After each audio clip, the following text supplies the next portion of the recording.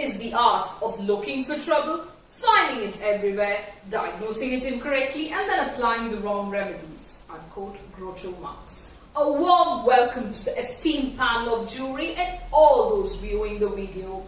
As quoted earlier, Marx seems to have given a satirical definition of politics, but the irony here lies in the fact that what was once a satire seems to be the absolute truth as we move forward into the 21st century. Politics has become perverse, anti, and perhaps even impossible politics today. To survive and deliver back the humane nature of politics, we truly need to return its soul, albeit in new guise. Today, politics has truly become a corpse devoid of its moral soul, which is exactly why a transparent autopsy has become a need of the hour, and that is exactly what I intend to do right now. History has seen politics evolve right from the animal kingdom before moving into the Homo sapiens world. States and nations were formed via conquests and annexations and a remorseless centralization of power in the hands of sovereign state. Over time, this process was given an intellectual sanction by political philosophers who created an entire theory of state based on the relationship between it and the individual. What was once developed as a solution to bring peace and order among people has now become an institution deep-rooted in vices like corruption, poverty, and much more. Politics is a discipline meant to pervade the various societal strata. Unfortunately, it seems to be the wisest that are doing so. A case in point could be taken as that of India. Indian politics is often described as being feisty, colourful, vibrant, controversial, provocative, and whatnot. There is always a perspective where you stand upon. Ask a billion people what's wrong with Indian politics and you will get a billion perspectives. Unfortunately, the democratic benefit seems to be circulating within the upper elites and the upper middle class.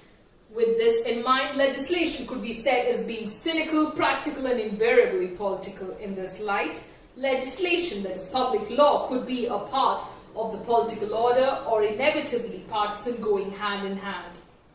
Developing major reforms within the Indian framework of law, such as the newly drafted EIA draft policy and the National Health Data Management Policy draft during a pandemic for public revision, clearly highlights the lack of empathy and humane sentiments within the politics. Is it morally and ethically right to call ourselves a democratic nation when the very people who form the democracy are unable to have a fair say in it owing to the ongoing pandemic? Is it right that the public are being manipulated into feeling that they have a fair say while the reality is it's not?